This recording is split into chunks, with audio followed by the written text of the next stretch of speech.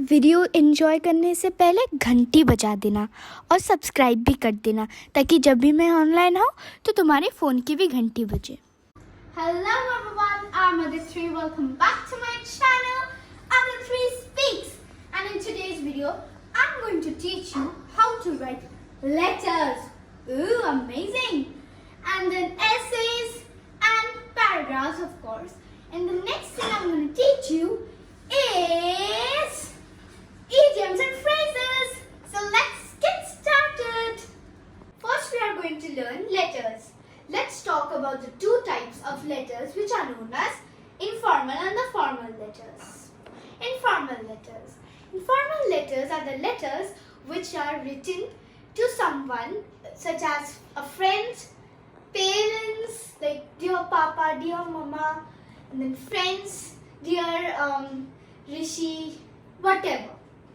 And then that's written in a very informal manner, like we're talking to someone.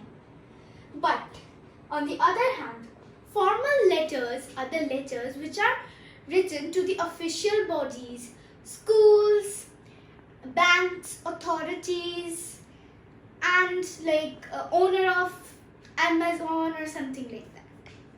It's written in a really formal manner. So, informal letters.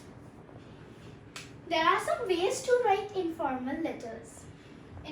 So number one, we first write the sender's address. What's the sender's address? Well, sender's address means our address. The person who is writing the letter, his address or her address. So like I have not written my address over here. You can write your address, like whoever stays in Mani Tribhu Bhavan. So they will write Mani Apartments, Patia, Bhubaneswar. Something like that. Odisha and India is, not necessary if you're writing it to someone in local, not to someone outside the country. Now over the next one is the date.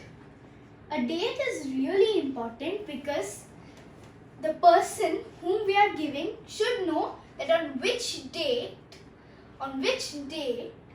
has the sender, like if I am giving the letter to someone, then the person whom I am giving needs to know that when have I posted it, so like or written it.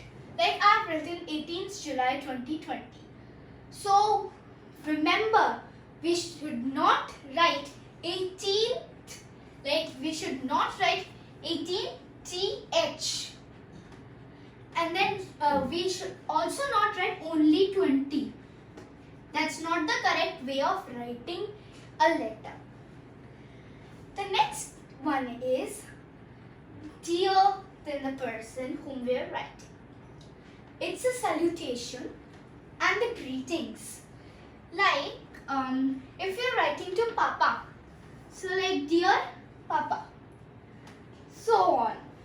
It's only for the informal ones. Then so here we have, now over here we have 3 columns, 3 sections. So the first one is our introductory or the introduction section. In the informal letters, we get the introduction as, hi, how are you? I'm so pleased to know that you're well, or something like that. Or we can also write, hope you're in the pink of health or best of health and spirits, in a good way. The next part is our body. What's a body? In a body, we convey the main thing, like why are we writing this message. Suppose I want to invite my friend to the birthday, and so I'm writing this letter. So over here I write, I'm so pleased to invite you to my sister's or brother's birthday party. It's It's going to be really grand and we need to describe it so that the person will attend that. The last part is our conclusion part. What's exactly a conclusion? In our conclusion, we usually write, convey my regards to uncle and auntie. If you're writing to friend or if you're writing to auntie, uncle, then we like convey my regards and say hello on my behalf to my smaller brother or something like that. Lastly, in an informal letter, we write lovingly yours, yours lovingly, or yours affectionately. There are many. So we need to choose either of them. Lovingly yours, then your name. Yours lovingly your name, something like that. Now let's move on to the next type of the letter. So this is the formal letter. In a formal letter, we write, as I've already said, we write to principal of a school, bank authorities, etc. We write it in a very officially way. So over here we write the sender's address. If I want to write it to my principal, then I'll write my own address where I am staying. The next over here we write the date. The first two are as same as the informal one because they are really necessary. Then over here we write the receiver's address. Suppose I am writing to the principal. So we write it so that the postman will know and then send it to the principal only. So like the principal, Sai International School, Bhubaneswar, Patia, Bhubaneswar, Odisha. Then India also, if you want to write it. So then over here we write the greetings and the salutations. Respected teacher, dear sir, respected sir. Dear is not exactly used over here, but yeah, we use it. I'm using respected over here because a principal is a really respected person. And then over here we write the subject, application for leave, taking part in this competition, etc. A subject is always a one line.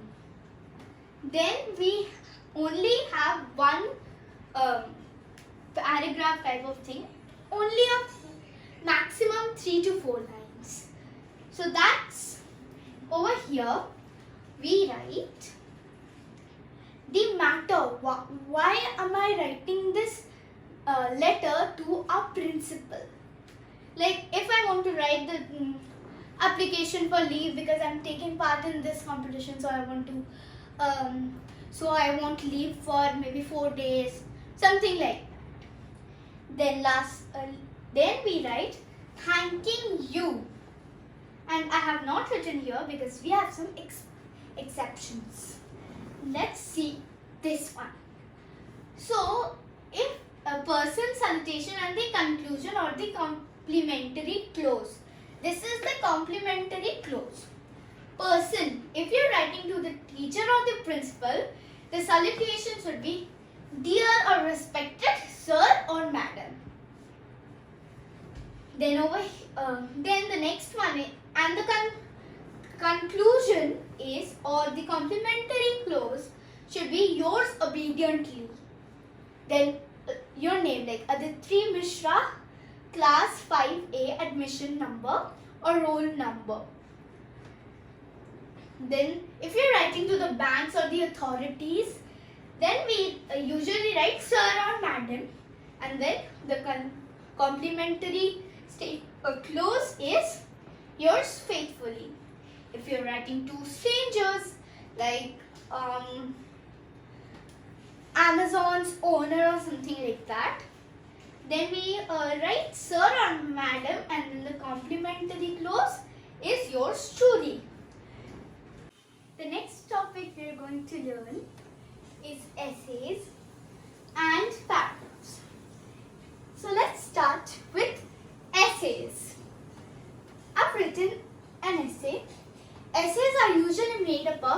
many paragraphs.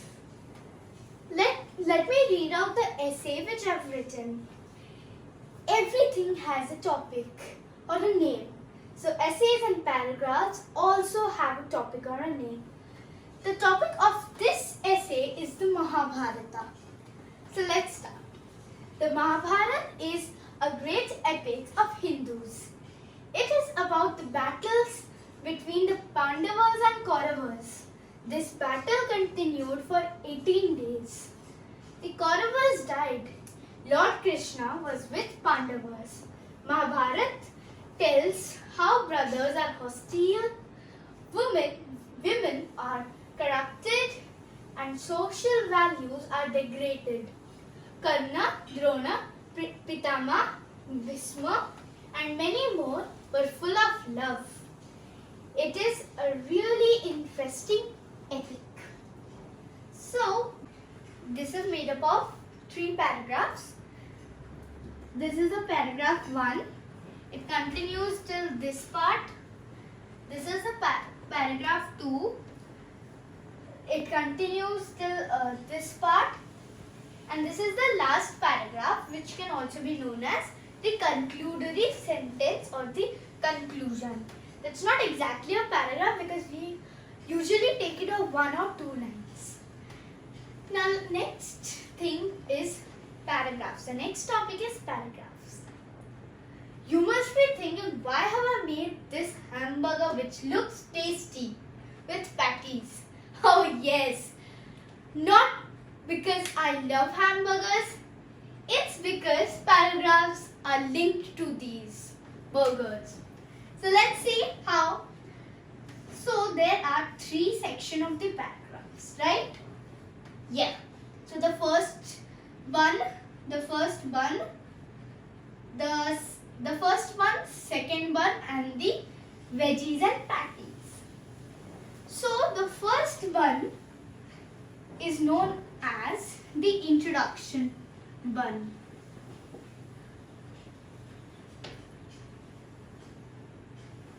Introduction bun. The second part, which is the patty and the veggies part, that is known as the body. You know, there's a logic behind why is this a body. Oh yes, why is it? It is because if there would be no body, only this introduction and the last one, which is known as the conclusion one, then there would be no taste of the burger. Who would like to eat only buns? So last one is known as the conclusion.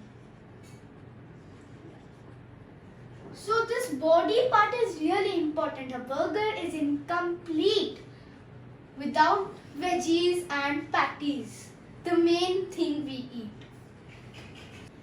As we know that a burger without patties and veggies is incomplete, who would like to eat only a bun? So similarly, in about introduction and conclusion, which are the buns, they are incomplete without the body because they won't make any sense.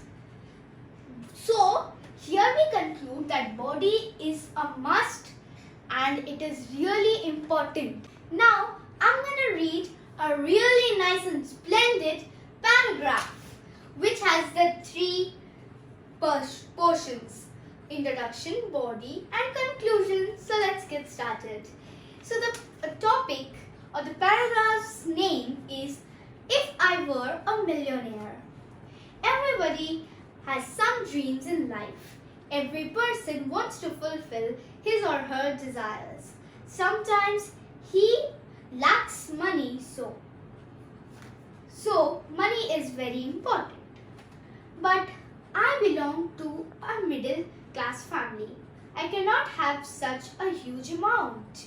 If I win a lottery, I may have lots of riches. I would use the amount to fulfill my desire. Right from my childhood, I have great sympathy for the poor. I would spend a large portion of the money for the welfare of those people. First of all, I would make good treatment. I would make them available quality treatment. It would be free of cost. Besides, I would open educational and training institutes for the poor children. Those students would get particular attention who are brilliant but poor. I would spend the money for the spread of education and eradication of poverty. In addition, a great amount of money would be spent on the orphans of the widows. Their condition is miserable in society, especially in poor section. They need our attention. This will give me great satisfaction. So this is a paragraph and I have read it from this book. This is an essay book. Second English essays, letters, paragraphs, applications and stories. Now we're going to talk and learn about the last topic, which is idioms and phrases. So let's start. Now what are idioms exactly? Idioms are sentences or statements which do not mean what they want to convey. Now let me clarify it through some examples. The ABCs of something. What's the meaning of that? That does not mean that A, B, C, D, alphabets ABC. That means elementary knowledge of something. Sentence. An arts student hardly knows the ABCs of science. So let's move on to the next. Example. It is the ball is in your court. That does not mean that the ball is in your court. You have a court and that ball is in your place. Because this idiom means that the decision is up to you. The sentence. Now let's move on to the next example. That's a piece of cake. A piece of cake does not mean a tasty and yummy bite of a cake or a slice of a cake. It means it's really easy. Like suppose in an exam, after you have attended that exam and your friend asks, hey, how was your exam? How did you do it? So I'll answer, the paper was a piece of cake. That means the exam paper was very easy. I hope you enjoyed this video and learned something great. So smash the like button, subscribe my channel if you haven't done it, and press the bell icon. Do not forget that. Share it as much as you can. And the last thing I want to tell. Last video I had seen that many of you are skipping the videos. You're not watching it till the end. So I request all you viewers to please kindly watch all my videos till the end. Bye!